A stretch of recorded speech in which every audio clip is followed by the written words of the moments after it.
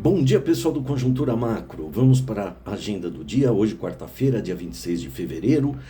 Nós vamos ter um indicador muito importante no mercado de trabalho aqui na agenda local, que é o CAGED de janeiro. O CAGED é aquele cadastro divulgado pelo Ministério do Trabalho com o saldo líquido de vagas criadas no mercado formal, isto é, com registro, com reconhecimento oficial. Então, ele sempre dá o saldo líquido, isso é, admissões menos demissões. E a expectativa do mercado é que ele venha com a criação de 49 mil vagas. Ele veio no mês anterior com uma perda líquida de vagas de 535 mil vagas. É normal, em dezembro normalmente você tem aquele desaquecimento, porque muitas vagas que eram preenchidas de forma temporária, contratações pontuais para certos setores, por causa do comércio, turismo e tal, ocorrem as dispensas ali em dezembro. Em janeiro a gente começa um reaquecimento, as empresas vão voltando, então você já tem ali uma expectativa de criação de vagas.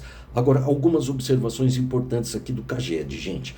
Essa é a estimativa do mercado, 49 mil, mas em janeiro de 2024 houve uma criação muito maior, uma criação de 172 mil vagas. Isso é entendido pelos analistas já como uma certa acomodação no mercado de trabalho e da economia.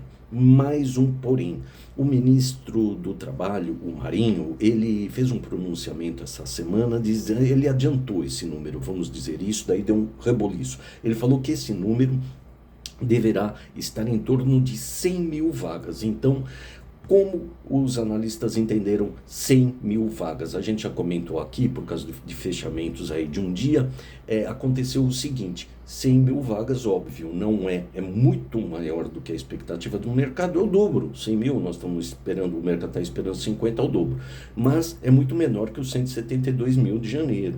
No entanto, esse número indica um aquecimento, uma resiliência, uma força do mercado de trabalho, e aí entra aquelas dicotomias que a gente sempre fala aqui no mundo econômico. Uma coisa que é boa, como pode ser uma coisa boa e ruim ao mesmo tempo, né? É interessante. Poxa, a criação de vagas de trabalho, que bacana, 100 mil vagas, se ele tiver certo e divulgar hoje, ótimo, excelente. Vagas formais, com registro, com os direitos sociais assegurados e principalmente reconhecer o recolhimento de tributos, enfim. Então, são vagas excelentes.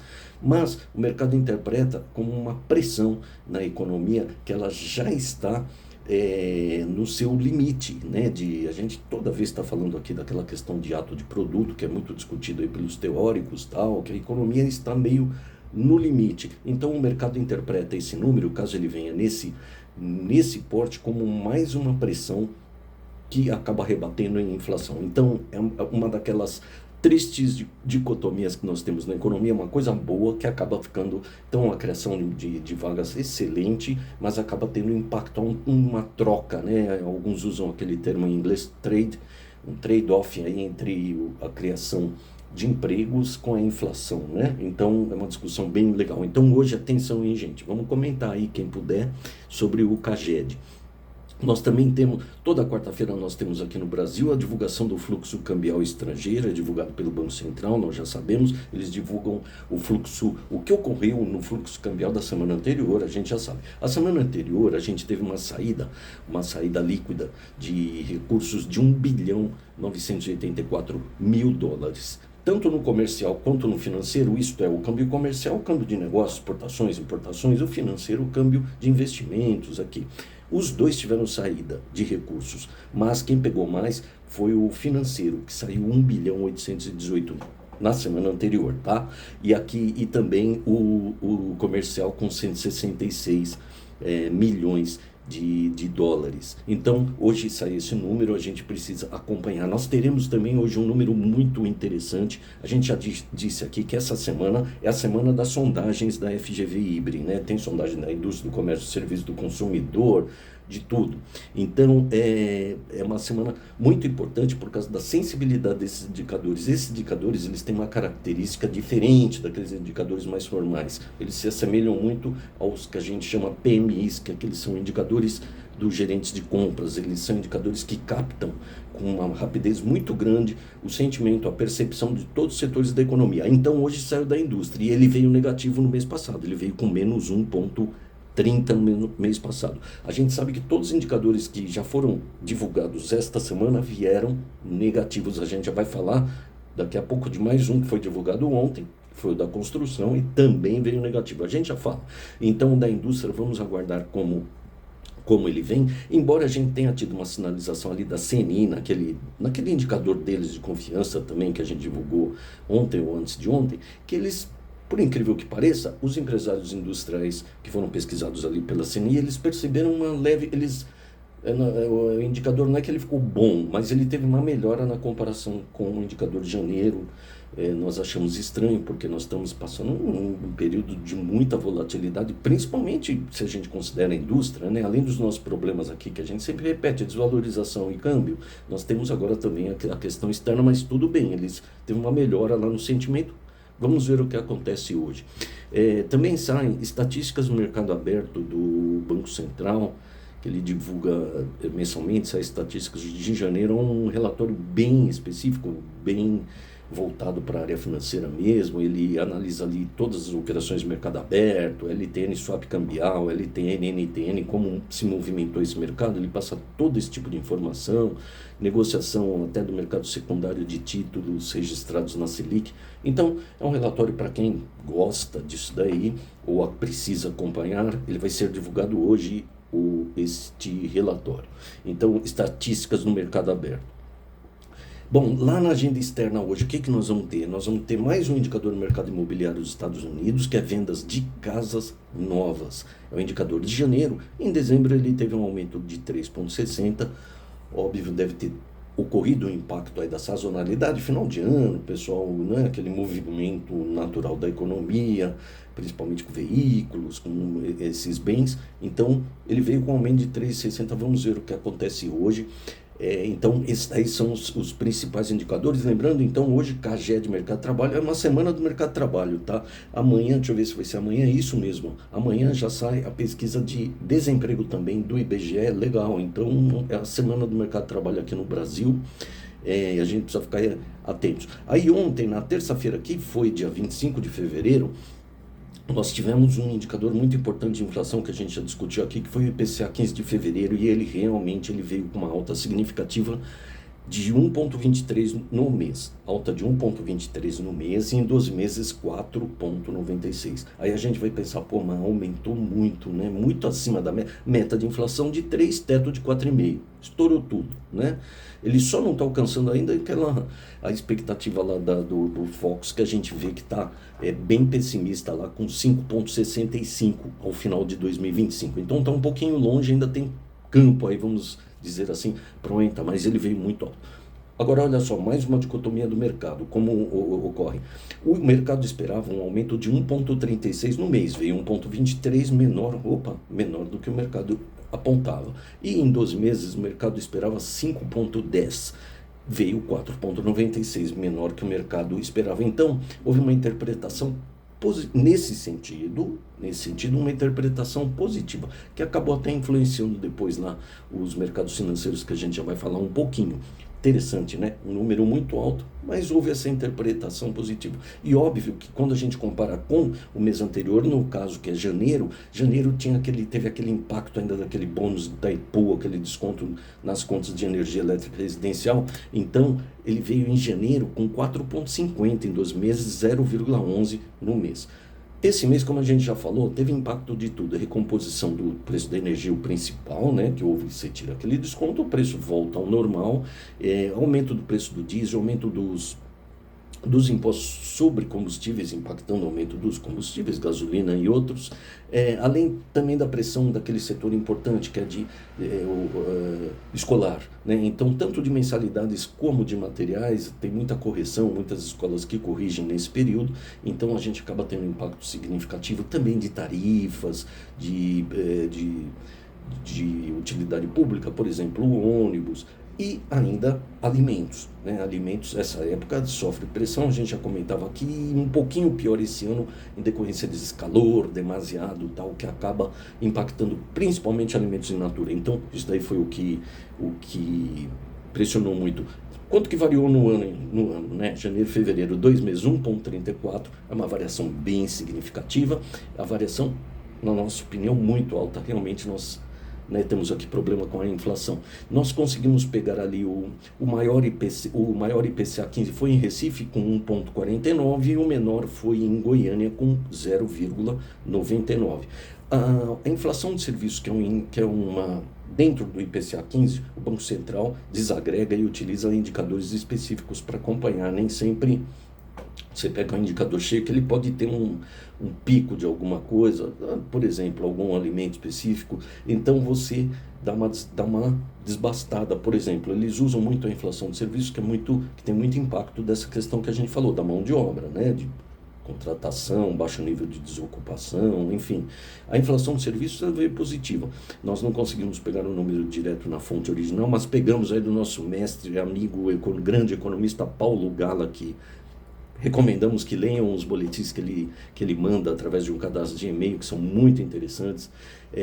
Então, a inflação de serviços vem em 0,61%, anterior foi de 0,66%, desculpa, 0,68% e anterior 0,85%. Então, um número bem legal, bem positivo. O próprio Paulo Gala também salienta isso. E os núcleos, que é aquele processo que você tira, faz um tratamento estatístico, tirando grandes variações, as pontas, analisando mais o cerne da inflação, ele veio com 0,61, anterior 0,66. Então, 2 pontos positivos do IPCA 15, veio menos que esperado, e serviços e núcleos menor do que o mês anterior, mas um indicador muito alto.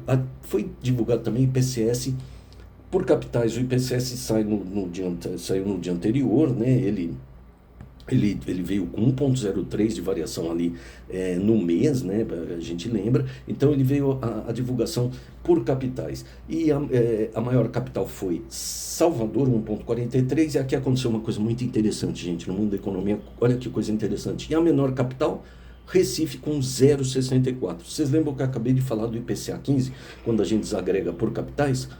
A maior variação do IPCA 15, qual foi? Vou lembrar. Foi Recife, 1,49. Então, olha que loucura. O IPCA 15 com a maior, Recife 1,49. E o IPCS, que é acompanhado semanalmente pela FGV-IBRE, a menor em Recife, com 0,64.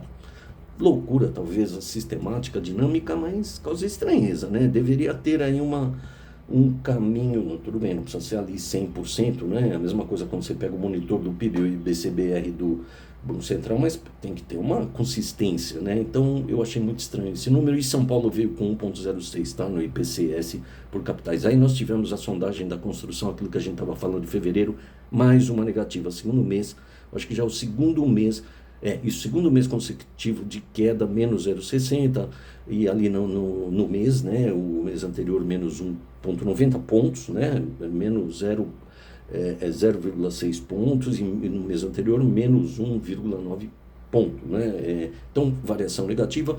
No estudo da FGV, eles dizem que a falta de mão de obra, aumento de custos, pressionam, acho que normalmente esses primeiros meses do ano, talvez a mão de obra se encaminhe para outro setor, outro segmento, existe uma pressão, e você também quer dar uma percepção mais negativa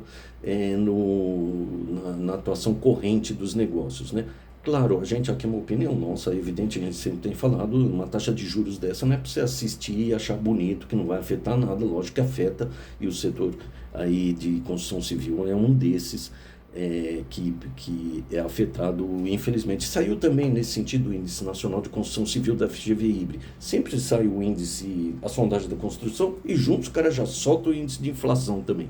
Ele veio com 0,51 no mês de fevereiro, e 7,18 em 12 meses, né?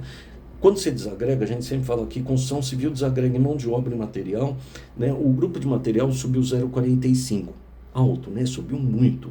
E a variação de mão de obra foi 0,59. A gente sempre lembra que esse começo de ano, muitas categorias ligadas à construção civil têm seu dissídio, correção, reajustes formais da categoria, então você tem aí um impacto, mas esse índice vem muito alto, hein? Ele vem muito alto, ó, em 2 meses 7,18, é muita coisa, né? E na última medição 6,85. Lá nos Estados Unidos saiu um indicador muito importante que fez muito barulho no mercado, que foi a confiança do consumidor de fevereiro, que é divulgada pela instituição Conference Board.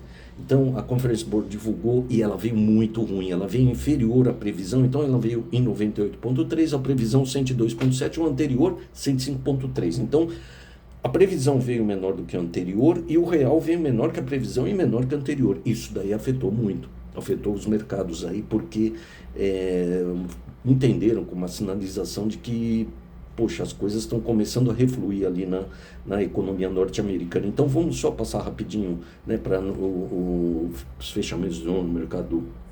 O mercado financeiro, a bolsa fechou em pequena alta, pequena não, uma boa alta de 0,46 aos 125.979 pontos.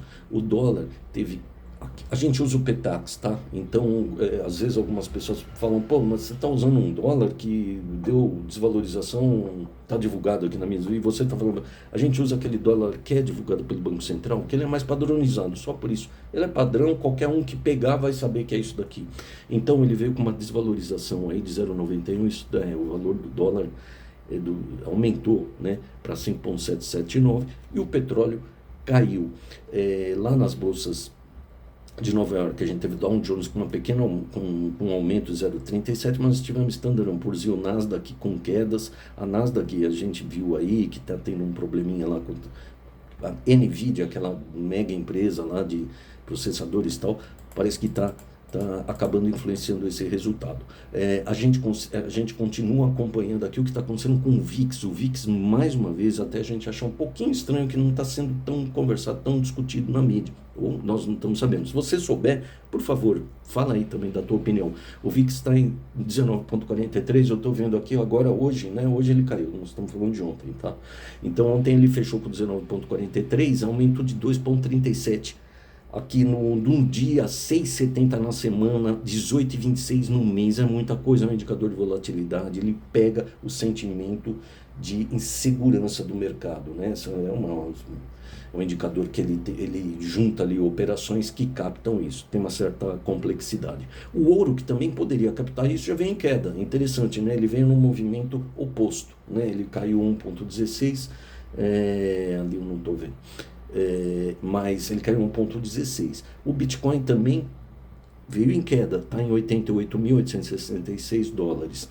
E o DXY, aquele índice da força do dólar, ele também caiu um pouquinho, ó, ao efeito daquele índice de confiança do Conference Board que a gente acabou de falar, né, de confiança do consumidor, ele acabou afetando muitos os mercados, inclusive essa queda na bolsa, alguns analistas atribuem essa percepção, só que eu acho, gente, que isso daí não a cada dia, se você notar, sai um número bom, então aí sai um número ruim, a coisa desce, também não dá para ser assim, né? Mas aqui no corporativo, embora algumas empresas tenham divulgado resultados positivos, elas tiveram queda na bolsa.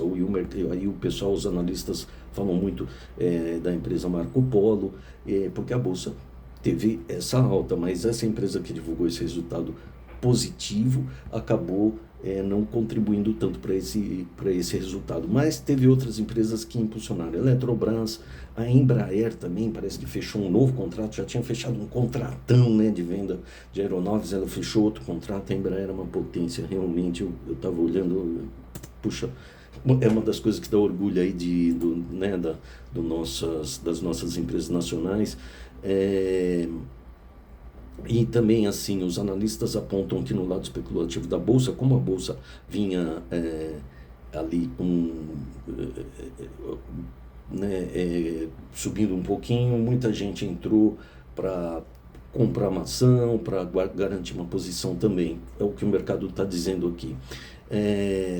No aspecto macro, o IPCA 15 teve aquilo que a gente já falou, que embora ele tenha vindo muito alto, teve uma parte, um segmento que encarou de modo positivo, né, que essa pequena queda frente à estimativa do IPCA 15, significa um refresco na inflação. Refresco na inflação, opa, pode ser um refresco futuro nos juros, impulsionando renda variável. Bolsas externas a gente já falou. E é isso aí, o câmbio, né? Desculpa, o petróleo que a gente falou aqui, que teve uma queda, ele está sendo muito envolvido pelas questões, né? Talvez pelo fim aí da guerra da Ucrânia com a Rússia. Isso daí pode liberar aquelas sanções que tinham na Rússia para exportação de petróleo. E também o mercado tem apontado um pouquinho de queda da demanda da China, né? A China tá um pouquinho, não está com aquela força toda, apontando um pouquinho de queda no petróleo, tá bom? Então nossa, hoje ficamos bastante tempo aqui, desculpem mais uma vez, contamos aí com seus comentários, suas opiniões, suas ideias, críticas, sugestões. Se você tiver também algum texto, algum artigo macro, pode mandar aí pra gente que a gente publica. Então, uma boa quarta-feira para todos, sempre com muita saúde e muita paz.